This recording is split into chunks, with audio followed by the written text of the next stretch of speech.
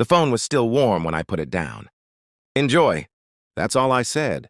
She had shouted through the speaker, her voice sharp with entitlement. "If you want to join Thanksgiving, come wash the dishes." My daughter-in-law laughed in the background. My son didn't correct her. I stood alone in the house I paid for.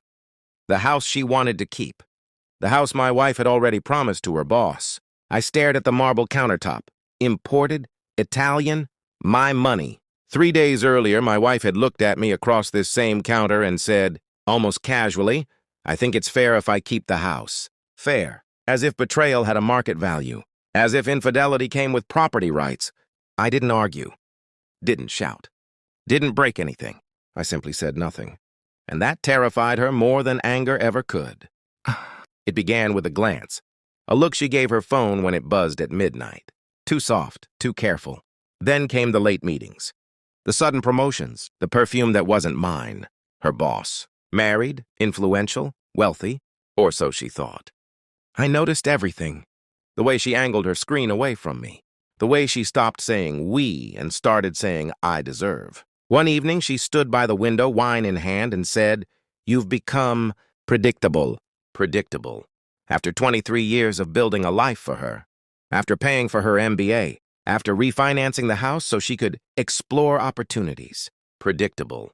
I nodded. I began counting. Counting the hours she wasn't home. Counting the unexplained transfers from our joint account.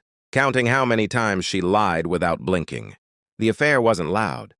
It was efficient. Strategic. Like a merger. She thought I was blind. She mistook silence for weakness. She didn't understand that silence is where I do my best thinking. I hired no detective. I didn't need one. Access is power, and I had access. Phone records. Shared cloud backups. Bank logs. Her boss wasn't careful. Men who believe they're powerful rarely are. Hotel reservations billed to a corporate card. Weekend conferences in cities with no conferences. Photos saved automatically to the cloud. One photo stopped me. A balcony, mountains in the background. 2 wine glasses. His arm visible in the reflection of the glass door. Switzerland. My breath didn't change, but something inside me hardened. I traced the payments. He had been siphoning funds from his company, subtle at first. Then greedy. Transferring money into shell accounts? One of those accounts funded the Swiss trip, the same week she asked about transferring the house deed. Coincidence. She began pushing harder. "We've grown apart. I need stability. I think you should move out." Move out of the house I paid for. She believed she was upgrading. She didn't realize she was standing on a collapsing structure.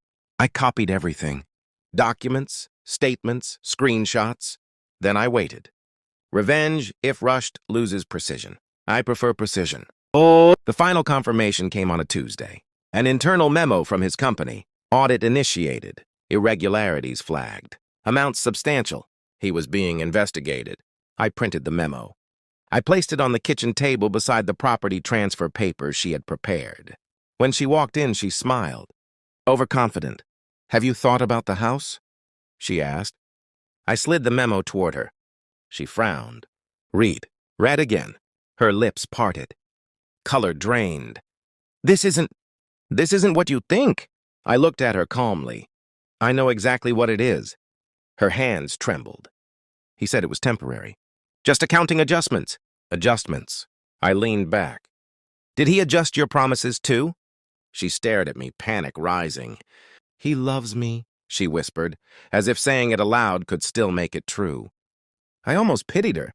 Almost. "You attached yourself to a man under federal audit," I said quietly. "And you want the house?" Her eyes widened. "You knew?" "I know everything." That was the moment she understood. Not that she'd been caught, but that she'd been watched. Thanksgiving arrived like a stage cue. They hosted a celebration. Her boss attended. Confident smile. Expensive suit. Public display. They announced her separation from me as mutual. They toasted to new beginnings. I wasn't there. Instead, I sent an email. Not to her. Not to him. To the board of his company. Attached, every document. Every transfer. Every time-stamped photo.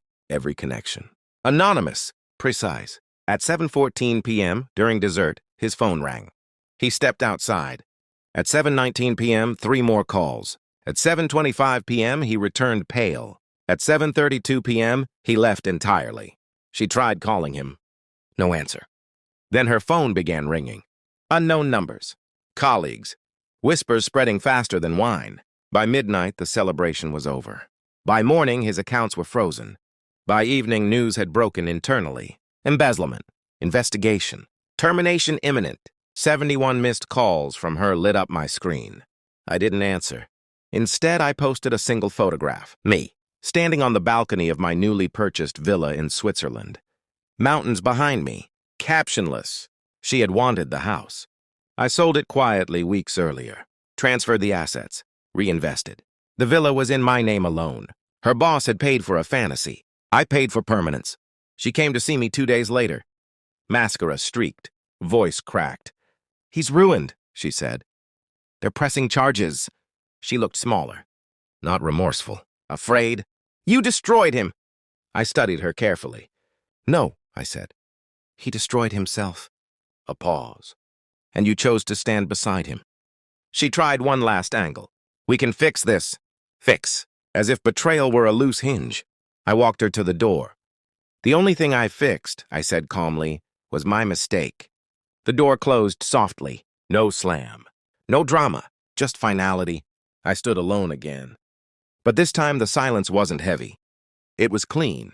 They mistook my quiet for weakness. They mistook stability for predictability. They mistook me for a man who would beg. I don't beg. I calculate. And when I'm finished calculating, I subtract.